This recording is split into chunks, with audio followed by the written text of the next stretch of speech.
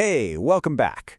Today we've got a really wild story for you. It's about how bioelectricity and, get this, a common muscle relaxant might be teaming up in the fight against cancer. So, let's get right into it. I know it sounds a little like science fiction, right? But this is a real question that's pushing some incredibly smart people to do some amazing research.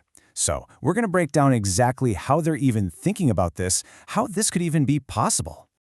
Okay, so every good story needs a villain, right? And the villain here is a really stubborn kind of breast cancer.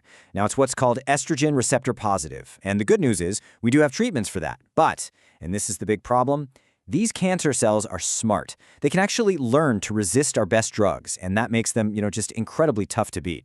So, when we think about fighting cancer, we're usually thinking about genetics, right? We're looking for those bad genes, the mutated proteins that are making things go haywire. And don't get me wrong, that is absolutely critical work. But some researchers started thinking outside the box.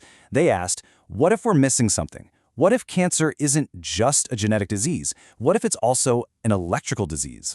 So, to understand this electrical idea, you have to know about these things called ion channels. The best way to think of them is like tiny little gates on the surface of our cells. These gates open and close to let charged particles, ions, flow in and out. And that flow is what sets the cell's electrical state. Now, we usually associate this with super fast stuff like nerve impulses, but what's really fascinating is that this electrical state also controls really slow things, like whether a cell decides to divide or not. Okay, so with this new electrical lens, scientists went digging, and it didn't take them long to find their first big clue. It was something really strange. They noticed that these specific breast cancer cells seemed to be, missing some of their gates. And this chart just lays it out so clearly. Look at this. On the left, in normal, healthy cells, you've got a ton of a specific kind of gate. It's a potassium channel called KCA 3.1. But then you look over at the cancer cells, and poof, the levels are way down. It's not just a coincidence. It looks like the cancer is actively trashing these gates. And that's the key question, isn't it? Why would a cancer cell bother to get rid of this protein? I mean, that's work. The only logical reason is that this protein, this gate, must be getting in the cancer's way. It must be bad for business, and the cancer's business is just growing like crazy. So the thinking becomes, okay, what if we could just force those gates back open? Maybe, just maybe, that could be the key to stopping it in its tracks. And this isn't just a theory in a lab. It actually checks out in the real world. When researchers dug into patients' data, the connection was undeniable. The more of these gates a patient's tumor had, the better their survival rate was. It's a direct link. More gates, longer life. That's a huge clue. So, okay, we've got our target. We know we want to turn these channels back on. Which, of course, brings us to the big million-dollar question. Is there a switch? Is there some kind of drug out there that can actually do that can just reach in and flip those gates back to the on position? Well, incredibly, the answer is yes. And this is where our unlikely hero enters the picture. It turns out to be a common, totally ordinary, FDA-approved muscle relaxant called chlorzoxazone. We'll just call it CZX. And by a total stroke of luck, scientists already knew that CZX just so happens to be fantastic at activating that exact potassium channel we've been talking about. So naturally, they took it straight to the lab. And what they found was just wow. CXX literally stopped the cancer cells from multiplying. And get this, it even worked on those really tough, drug-resistant cells. But here's the kicker. It didn't seem to harm healthy cells at all, and the effect was permanent. The cancer cells were basically put into a permanent sleep state. There's a scientific term for this state. It's called senescence. It's really interesting because the drug isn't actually killing the cancer cells, which can have some nasty side effects. Instead, it's just putting them to sleep for good. They're still there, but they're harmless. They can't divide and cause problems anymore. But just when they thought they had it all figured out, the story takes a massive plot twist. The assumption was pretty simple. The drug hits the gates on the outside of the cell, and that's that. But nope. The real story, the how, was way crazier than they imagined. It was happening deep inside the cell. It turns out these gates, the KCA 3.1 channels, they weren't just on the cell's surface. They had a secret hiding spot on the inside membrane of the mitochondria. The cell's power plants. And that, it turns out, was where the real magic was happening. Okay, so let's break down this takedown, step by step, because it's like a perfectly executed domino chain. First up, the drug, CZX. It gets into the cell, and it doesn't even bother with the surface. It goes straight for the gates inside the mitochondria. Step 2.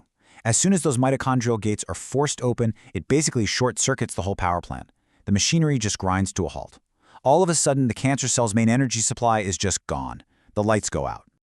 Okay, domino number 3. When you shut down a power plant, you also stop its exhaust, right? Well, in this case, the exhaust is these highly reactive molecules called superoxides.